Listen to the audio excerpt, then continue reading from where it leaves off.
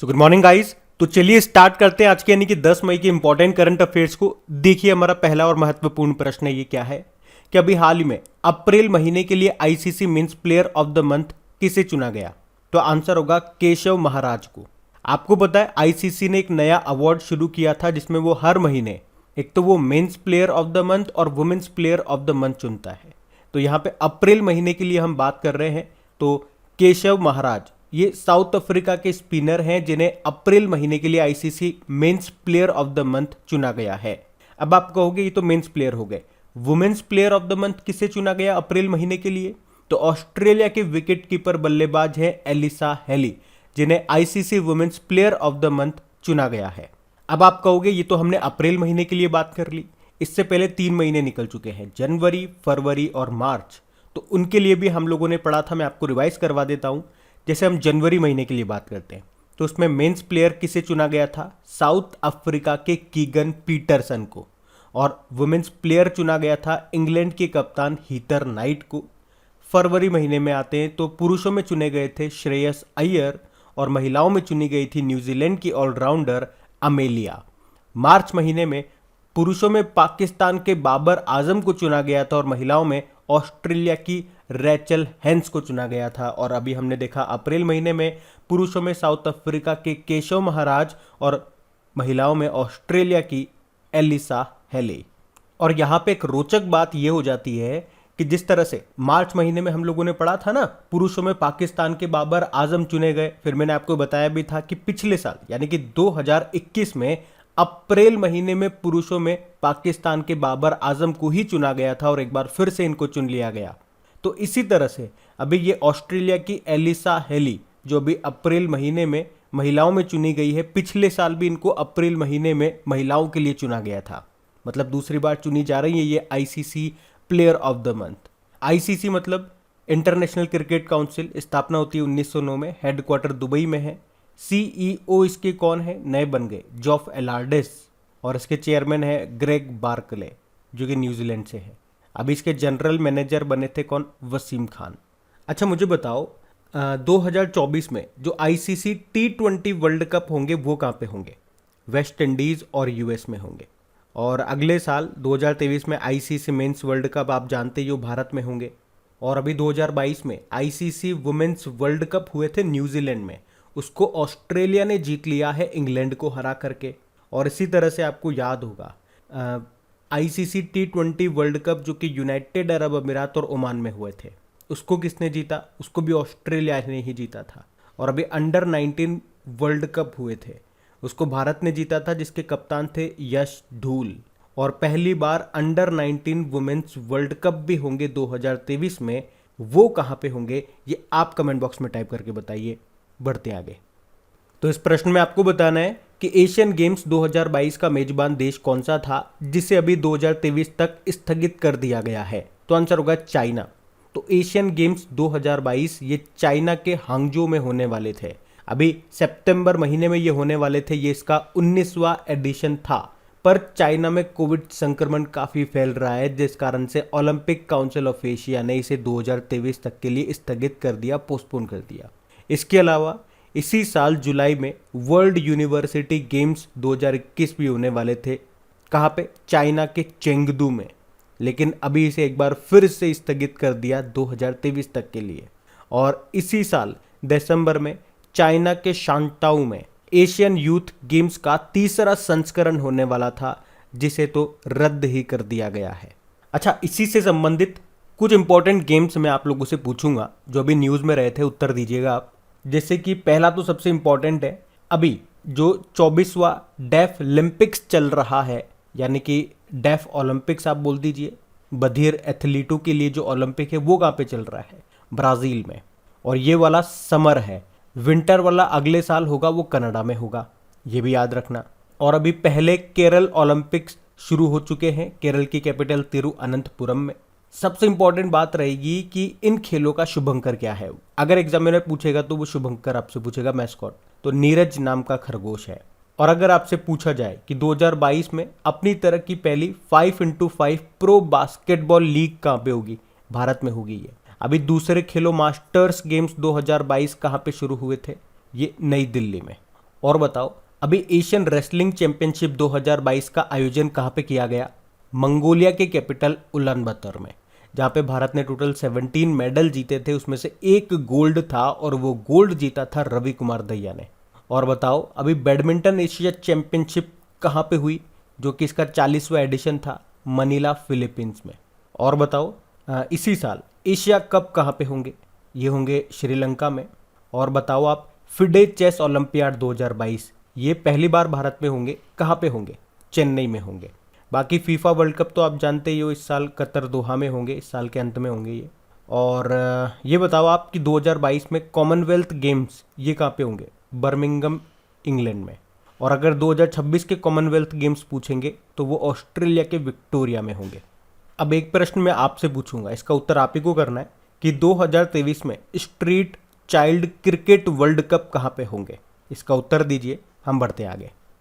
अच्छा फिर बताइए अभी हाल ही में किसने मैड्रिड ओपन में पुरुष एकल का खिताब जीत लिया, मेन सिंगल टाइटल? तो आंसर होगा कार्लेस अल्काराज। अब देखो एक स्टैटिक प्रश्न अगर पूछना चाहे एग्जामिनर तो यहाँ से पूछ लेगा सिंपल सा कि कार्लोस अल्काराज का संबंध किस खेल से है, तो ये भी पता होना चाहिए। स्पेन के टेनिस प्लेयर हैं ये, और इन्होंने अभी मैड्रिड ओपन में अलेक्जेंडर ज्वेरेव को हरा करके मेंस सिंगल टाइटल का खिताब जीत लिया है। और शायद आपको याद भी हो, इससे पहले पिछले महीने में हम लोगों ने पढ़ा था मियामी ओपन टूर्नामेंट जो हुआ था उसमें भी मेन सिंगल का टाइटल इन्होंने ही जीता था। अच्छा अगर हम लोग बात करें मैड्रिड ओपन की, पुरुष एकल का खिताब तो आपने देख लिया, कार्लोस अल्काराज ने जीता। वुमेन सिंगल का टाइटल किसने जीता? तो ट्यूनिशिया की टेनिस प्लेयर है ओन्स जबेउर, उन्होंने वुमेन सिंगल का टाइटल जीता और इस तरह से वो WTA 1000 स्पर्धा जीतने वाली पहली अफ्रीकी खिलाड़ी बन गई है। क्या नाम है? ओन्स जबेउर। अच्छा अभी मैंने आप लोगों से कहा था कि मियामी ओपन टेनिस टूर्नामेंट हुए थे पिछले महीने, उसमें मेन सिंगल टाइटल तो जीता था कार्लोस अल्काराज ने, लेकिन उसमें वुमेन सिंगल टाइटल किसने जीता था? तो आंसर होगा ईगा स्विटेक ने। और ईगा स्विटेक कहाँ से हैं? ये पोलैंड की टेनिस प्लेयर है। और इन्हीं के नाम से आपको याद होगा कि वर्ल्ड रैंकिंग में नंबर 1 पर पहुंचने वाली पोलैंड की तो ये पहली और दुनिया की 28वीं महिला टेनिस प्लेयर बन गई हैं, क्योंकि अभी जो ऑस्ट्रेलिया की टेनिस प्लेयर है एशले बार्टी, उन्होंने संन्यास की घोषणा कर दी थी। और उससे पहले जो BNP परिबास ओपन टूर्नामेंट हुआ था 2022 में ही, उसमें वुमेन सिंगल का टाइटल ईगा स्विटेक ने ही जीता था। अच्छा मुझे बताओ डेविस कप का संबंध किससे है? तो टेनिस से है, इसको जीता था रशिया ने।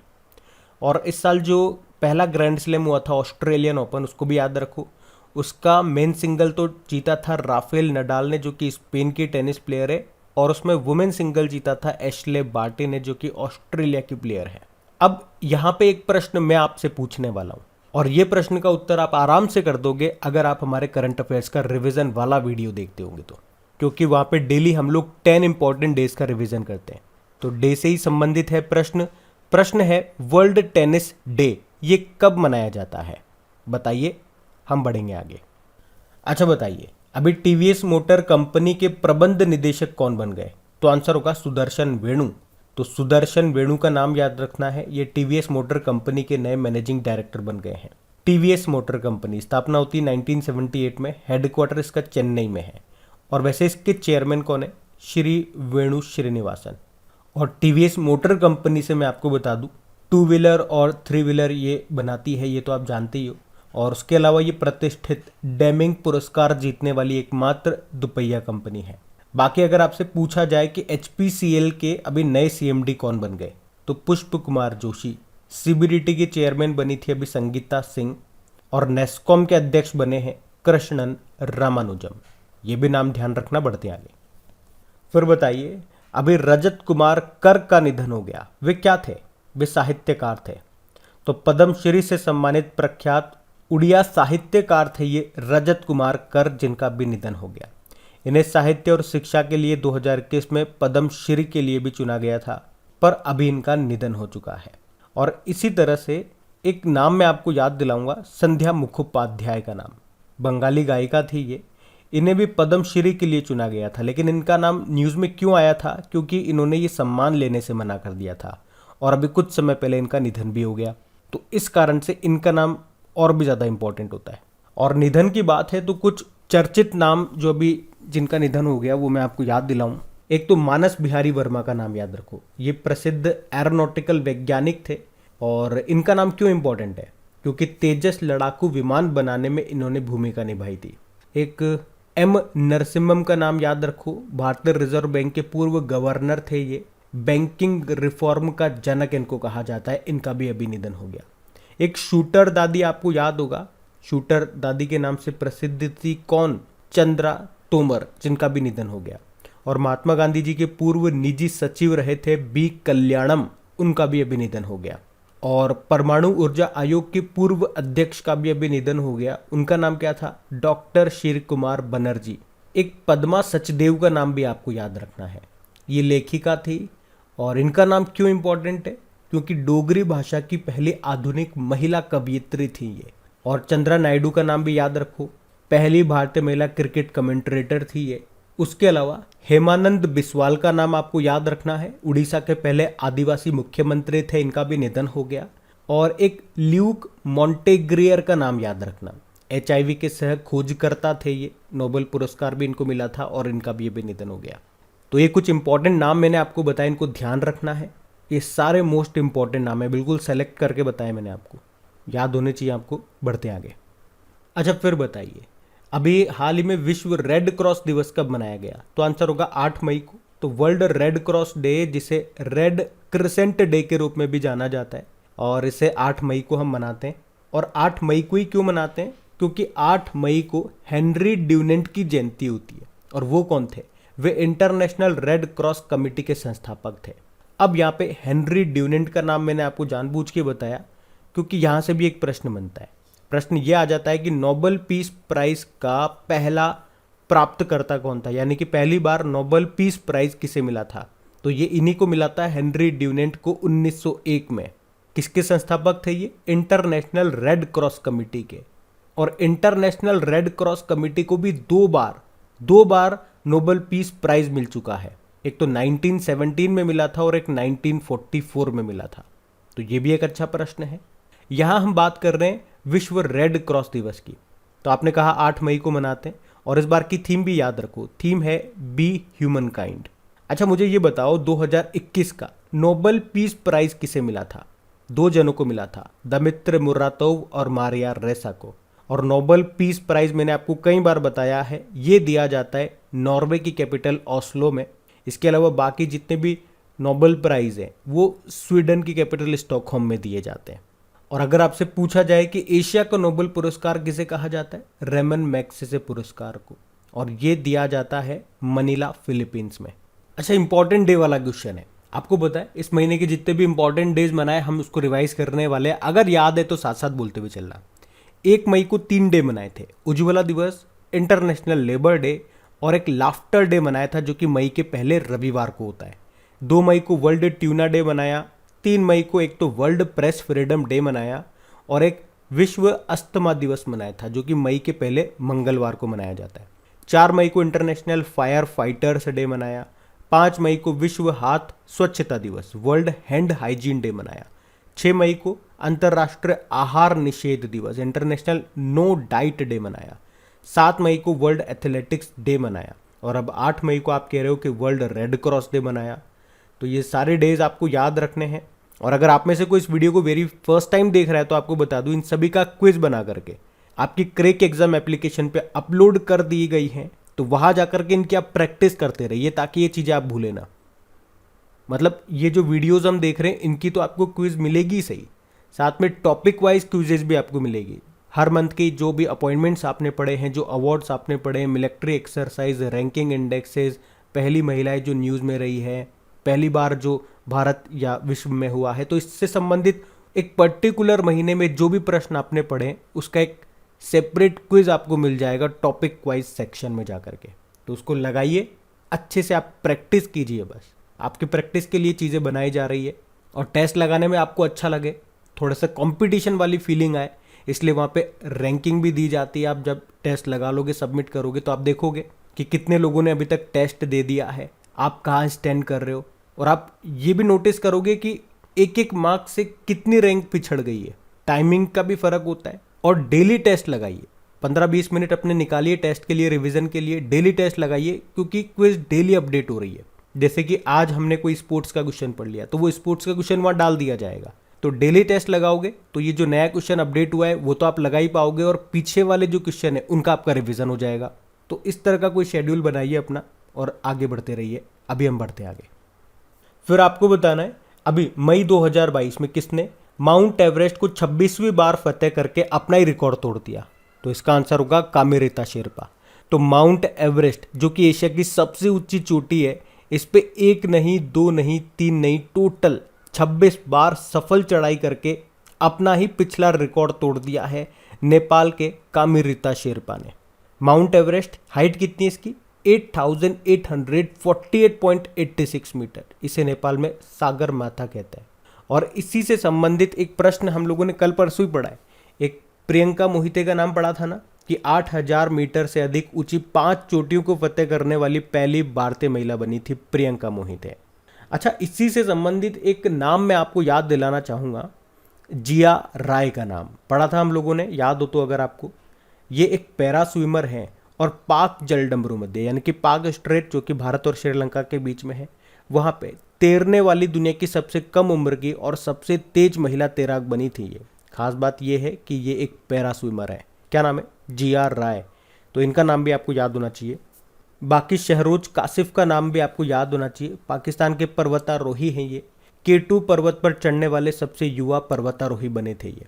K2 पर्वत, ये याद रखना, काराकोरम श्रेणी में स्थित है। इसकी ऊंचाई कितनी है? 8611 मीटर। और इसी को कहते हैं गॉडविन ऑस्टिन, मतलब इसका दूसरा नाम है। और एक तसांग यिंग होंग का नाम आपने सुना होगा, हांगकांग की है ये, और माउंट एवरेस्ट पर महिला श्रेणी में सबसे तेज चढ़ाई करने वाली बनी थी ये। और जब भी इस तरह का प्रश्न आता है, मैं आपको कुछ इंपॉर्टेंट फैक्ट्स और डेटा बताता हूँ, जैसे कि हर महाद्वीप की सबसे ऊंची पर्वत चोटी कौन सी है, ये चीज़ें आपको याद होनी चाहिए। जैसे कि अफ्रीका की सबसे ऊंची चोटी है माउंट किलिमंजारो, ये तंजानिया में मिलेगी। और उत्तरी अमेरिका की है माउंट डेनाली, जिसे माउंट मैकिनली भी कहा जाता है, ये आपको मिलेगी अलास्का में। दक्षिण अमेरिका की है माउंट एकांगुआ, एंडीज पर्वतमाला में स्थित है ये अर्जेंटीना में आपको मिलेगी। और अंटार्कटिका की है माउंट विंसन मैसिफ। ऑस्ट्रेलिया की है माउंट कोजियस्को। एशिया की आपको बताइए माउंट एवरेस्ट है। और यूरोप की है माउंट एल्ब्रुस। तो इतनी चीज़ें आप याद रखना। अब जाते जाते एक प्रश्न का उत्तर और देते जाओ, ये आप ही को देना है, आपका होमवर्क प्रश्न है। ध्यान से सुनो कि माउंट एवरेस्ट पर चढ़ने वाली पहली अश्वेत महिला का नाम आपको बताना है। ये कल परसों भी मैंने आपको बताया था, अब मैं आपसे पूछ रहा हूँ, बताओ। हम बढ़ते आगे। चलिए बताइए, मई 2022 को कहाँ पर 5वां आदि महोत्सव 2022 का आयोजन किया गया? तो आंसर होगा मंडला, मध्य प्रदेश। तो आदि महोत्सव ये वैसे पहली बार कब हुआ था? अभी तो हम बात कर रहे हैं 2022 में, ये 5वां है। पहली बार हुआ था ये 2017 में, और अभी 2022 में ये 5वां है, जो कहाँ पे हुआ? मंडला, मध्य प्रदेश में। और ये आयोजित क्यों किया जाता है? नाम से क्लियर है, आदि महोत्सव, यानी कि आदिवासियों के लिए है ये। आदिवासियों के जो उत्पाद होते हैं, जो उनके प्रोडक्ट्स होते हैं, उन्हें बेचने के लिए, मतलब उनको एक मंच प्रोवाइड करने के लिए इसका आयोजन किया जाता है। और इस आदिवासी महोत्सव का आयोजन कौन करता है? तो इसके लिए जो एक संस्था है ट्राइफेड। तो ट्राइफेड से भी प्रश्न बन जाएगा कि इसकी पहले तो ये बताओ फुल फॉर्म क्या है? Tribal cooperative marketing development federation of India. और आपको याद होगा अभी ट्राइफेड आदि महोत्सव का ब्रांड एम्बेसडर किसे बनाया गया था? ये भी एक करंट अफेयर्स का इंपॉर्टेंट प्रश्न है। तो आंसर हो जाएगा जो हमारी महिला बॉक्सर है MC मैरी कॉम, उनको। और वैसे हमारे ट्राइबल अफेयर्स मिनिस्टर कौन है? अर्जुन मुंडा है, जिनका निर्वाचन क्षेत्र कॉन्स्टिट्यूएंसी है खुंटी, झारखंड। चलो बताओ मुझे, अभी 40वां हुनर हाट ये कहाँ पे हुआ था? मुंबई में हुआ था। अच्छा मुझे बताओ, लता मंगेशकर जी के नाम पे संगीत अकादमी और संग्रहालय ये कहाँ पे बनाया जाएगा? तो मध्य प्रदेश के इंदौर में। और अगर आपसे पूछा जाए कि अभी पहला लता दीनानाथ मंगेशकर पुरस्कार से किसे सम्मानित किया गया? तो आंसर होगा प्रधानमंत्री नरेंद्र मोदी को। और अगर आपसे पूछा जाए कि देश में पहला चाइल्ड बजट पेश करने वाला पहला राज्य कौन सा बना था? तो भी आंसर होगा मध्य प्रदेश। अच्छा, एशिया का सबसे बड़ा बायो CNG प्लांट ये कहाँ पे स्थापित होगा? इंदौर, मध्य प्रदेश में। और अगर पूछे बायोमास से हाइड्रोजन बनाने वाला प्लांट, ये बनेगा मध्य प्रदेश के खंडवा में। अभी देश का पहला ड्रोन स्कूल ये कहाँ पे खोला गया था? मध्य प्रदेश के ग्वालियर में, और ग्वालियर में ही तानसेन महोत्सव का आयोजन किया जाता है।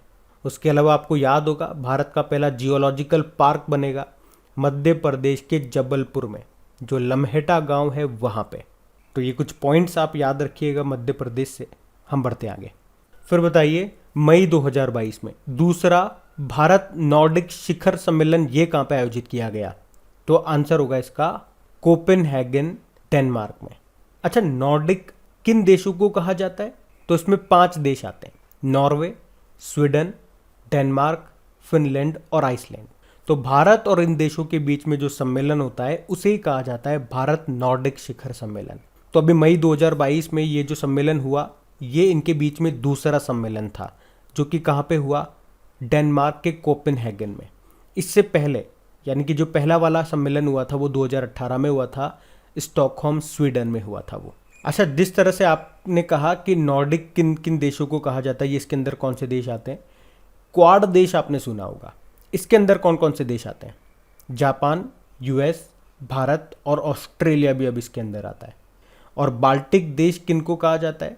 3 देश आते हैं, एस्टोनिया, लातविया और लिथुआनिया। तो ये ध्यान रखना। बढ़ते आगे।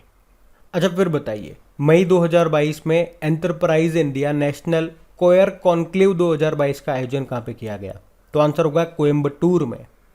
तो हमारे जो एमएसएमई मंत्री हैं नारायण रणें, अभी उन्होंने ही तमिलनाडु के कोयम्बटूर में एंटरप्राइज इंडिया नेशनल कोयर कॉन्क्लेव 2022 का उद्घाटन किया। और ये कोयर क्या है? तो इसका मतलब पहले आप समझो। आपने नारियल देखा है तो उसके ऊपर जो रेशे होते हैं ना, उसी को कोयर कहते हैं। तो इससे अलग अलग तरह के प्रोडक्ट बनाए जाते हैं, जैसे कि रस्सी हो गई, मैट हो गई, इंडस्ट्रीज में इसका इस्तेमाल किया जाता है। तो इससे बने उत्पादों, इससे बने प्रोडक्ट के उत्पादन को बढ़ावा देने और इससे क्या क्या हम नया और बना सकते हैं, इसी के बारे में चर्चा करने के लिए ये कॉन्क्लेव का आयोजन किया गया।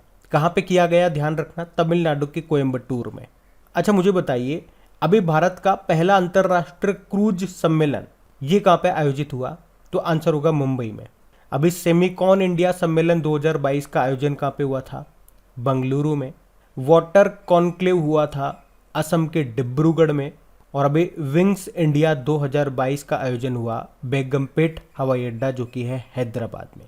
और इस प्रश्न में हमने देखा कि मई में एंटरप्राइज इंडिया नेशनल कोयर कॉन्क्लेव 2022 का आयोजन हुआ तमिलनाडु के कोयम्बटूर में। तो ये याद रखना। बढ़ते आगे। अच्छा, फिर बताइए अभी 7 मई 2022 को बॉर्डर रोड ऑर्गेनाइजेशन ने अपना कौन सा स्थापना दिवस मनाया? तो आंसर होगा 62वां। तो भारत के सीमावर्ती क्षेत्रों में सड़क बनाने का काम करती है ये संस्था, बॉर्डर रोड ऑर्गेनाइजेशन इसको कहते हैं। अच्छा, ये किस मंत्रालय के अंतर्गत आता है? सड़क बनाने को बोला तो आप ऐसा नहीं समझना है कि ये सड़क मंत्रालय के अंदर आता है, सड़क व राजमार्ग मंत्रालय के अंदर। ये आता है रक्षा मंत्रालय के अंदर। तो ये भी एक अच्छा प्रश्न है। इसकी स्थापना कब होती है? 7 मई 1960 को। तो अभी 2022 में कौन सा स्थापना दिवस मनाया गया? 62वां स्थापना दिवस। और बॉर्डर रोड ऑर्गेनाइजेशन के प्रमुख कौन है वर्तमान में? राजीव कुमार चौधरी हैं। और अब इसकी पहली महिला कमांडिंग ऑफिसर बनी थी वैशाली हिवा से। अच्छा, इसका आदर्श वाक्य क्या है? बड़ा इंपॉर्टेंट है, बड़ा अच्छा है। श्रमण सर्वम साध्यम, मतलब सब कुछ कड़ी मेहनत के माध्यम से प्राप्त किया जा सकता है। तो बस मैं यही कहता हूँ, मेहनत करते रहो, एक न एक दिन फल जरूर मिलेगा। हम बढ़ते आगे। अच्छा, फिर आपको बताना है IRCTC की पहली भारत गौरव टूरिस्ट ट्रेन ये कब से चलाई जाएगी? तो ये चलेगी 21 जून 2022 को। तो IRCTC की पहली भारत गौरव टूरिस्ट ट्रेन ये रामायण सर्किट पर चलेगी, मतलब भगवान श्री राम से संबंधित जितने भी स्थल हैं इन सभी का भ्रमण कराया जाएगा इस ट्रेन के द्वारा। और ये ट्रेन कहाँ से चलेगी? ये शुरू होगी सफदरगंज दिल्ली से और कहाँ तक जाएगी? भद्राचलम तेलंगाना तक। और इसकी थीम क्या है? देखो अपना देश। अच्छा, IRCTC की फुल फॉर्म क्या होती है? Indian railway catering and tourism corporation. तो कब से चलेगी? ये 21 जून से। और 21 जून को कौन सा दिन होता है? चलो बताओ कमेंट बॉक्स में, 21 जून को हम कौन सा दिन मनाते हैं? वर्तमान में हमारे रेल मंत्री हैं अश्विनी वैष्णव, पहले रेल मंत्री थे जॉन मथाई, और हमारे रेलवे बोर्ड के नए चेयरमैन और CEO कौन है? विनय कुमार त्रिपाठी। अब हम बात करेंगे कल के वीडियो में पूछे गए प्रश्न के उत्तर की। तो कल के वीडियो में आपसे पूछा था विश्व खाद्य पुरस्कार 2022 से किसे सम्मानित किया गया? तो आंसर होगा सिंथिया रोसेंजवेग। आप सभी ने प्रश्न का बिल्कुल सही उत्तर दिया है। और गाइज अगर सेशन अच्छा लगा है तो प्लीज़ वीडियोस को शेयर ज़रूर किया कीजिए अपने दोस्तों के साथ में। जो भी आपका स्टडी ग्रुप हो गया व्हाट्सएप पे, फेसबुक पे, प्लीज़ एक बार वीडियो के लिंक को शेयर ज़रूर कर देना और लाइक करना मत भूलना। इन सभी का क्विज बना करके अपलोड कर दिया गया आपकी क्रैक एग्जाम एप्लीकेशन पे, वहाँ जाके अच्छे से इनकी प्रैक्टिस कीजिए। PDF पे आपको वहाँ पे मिल जाएगी। क्रैक एग्जाम एप्लीकेशन का लिंक मिलेगा आपको नीचे डिस्क्रिप्शन बॉक्स में। अब ये रहा आज का आपका होमवर्क प्रश्न।